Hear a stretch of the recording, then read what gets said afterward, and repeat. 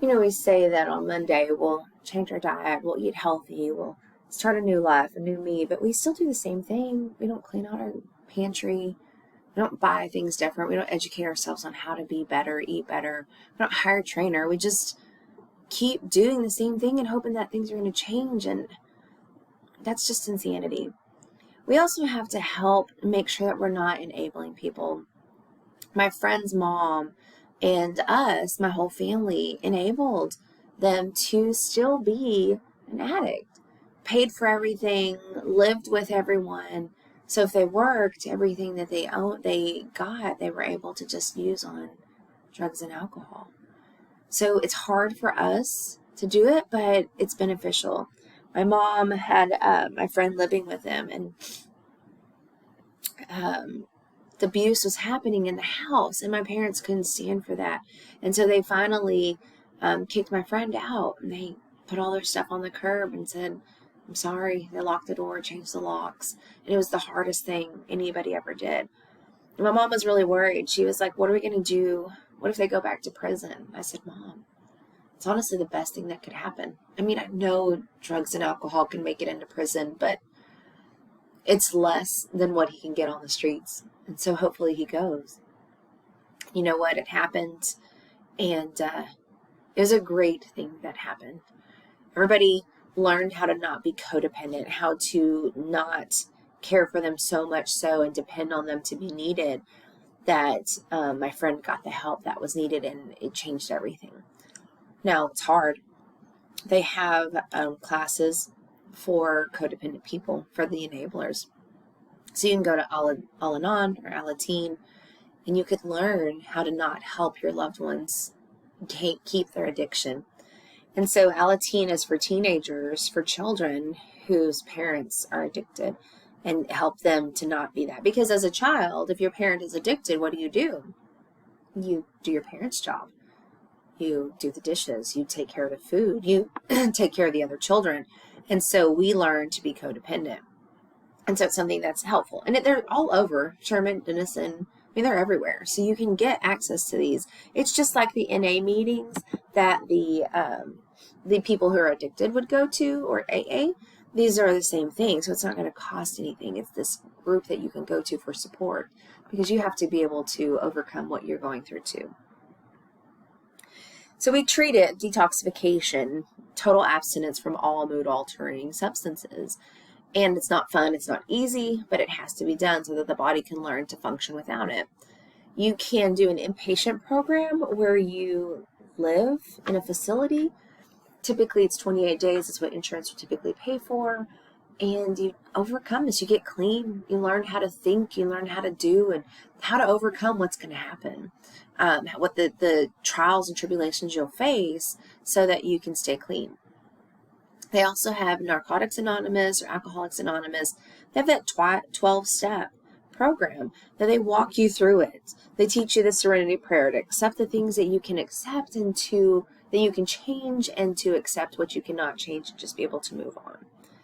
There's another treatment of cognitive behavioral therapy. This is teaching the person how to change their core beliefs, how to think in a way that's going to be beneficial rather than harmful. Okay, so for instance, if we believe that if we go to a birthday party we have to eat cake, then we're always going to stray ourselves off our diet if we're trying to be sugar-free if we go to a birthday party. But we can learn to think, I can go to a birthday party and not eat cake, and it will be just fine. Okay, so we have to teach them, I can go out to a restaurant and not order a drink, even if everybody else is ordering a drink. I can get stressed out and overwhelmed, and I can go for a run instead of going to the bar. Okay, whatever it is, we can find ways to overcome it without the crutch of drugs and alcohol. You can have a long-term residential inpatient facility where you live there for a long term. Halfway house is as you're transitioning out. It's a place that you can go and live and just kind of get back on your feet without having to fully be on your feet. Okay? I mean, anybody who's looking for a house or rent house or anything, they know how hard it is. You have to have 2 months worth of rent minimum. And most people don't have that when they're fresh out of prison or they're fresh out of a treatment facility. So they can go there and they can get back on their feet. And they all work together and take care of their responsibilities, and that's kind of how they pay rent. And then aftercare monitoring programs. If needed, there's pharmacotherapy, which is just a drug that's going to block or mimic what needs to be mimicked, so the agonist and the antagonist. Now, obviously, these aren't ideal. You don't want to medicate somebody with something when they already have a drug issue, because you can just become addicted to methadone or Suboxone or something. So you obviously wouldn't want this as your first choice, but can block that high so you don't get that high. But it's important to realize that you have to have recovery, because if you don't have recovery for an addict, you have 3 options: jail, institutions, or death. And you also have to realize that relapse is part of the process. 70% will relapse, okay? It's not an event, it's a process. Think about every time you've heard somebody say, oh, I'm starting my diet Monday. Even though it's Tuesday, they're going to start on Monday because they'd already started this last Monday and they failed. So they'll wait till next week and start again. We don't judge them. We don't say, why can't you get it together? It's not that hard. Don't you want a better life? The reality is we're all struggling. We're all relapsing something. Some are bigger than others. You know, eating cake is not going to be as detrimental as if I'm taking heroin, but it's still going to set me back from where I want to be. So we have to have grace with that and realize it. Behavior therapy teaches you that classical conditioning. You know, people, if they're trying to quit smoking, it's really hard because they may love to smoke after they eat. And so eating a meal then becomes difficult because then you don't have that cigarette to smoke, because that's the trigger. So you have to identify the triggers with all addictions, and you have to extinguish the connections so that you can avoid relapse. So there are risk factors that that are going to increase the likelihood that the individual will experiment with drugs and alcohol. You have protective factors that do opposite. They're going to decrease the likelihood.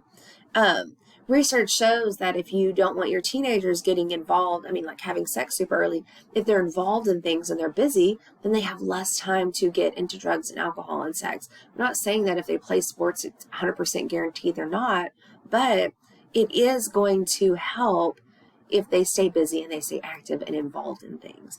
And so those are the protective factors. All right, there's other states of consciousness. You have hypnosis, which is an extreme focus on the self. We talked about this a little bit before in the sleep chapter, maybe you've read about it, but someone has to be willing to relax themselves and go into that altered state, and then they can kind of draw information out that maybe they've buried. So they can, if they're willing to let someone put them in the trance, and they can bring out the stuff that maybe they've hidden down. So people can use this to reduce their pain management, treat depression, anxiety, quit smoking, weight loss, all of that. Meditation is also another part that can help people to de-stress and or to even go into a different state of awareness.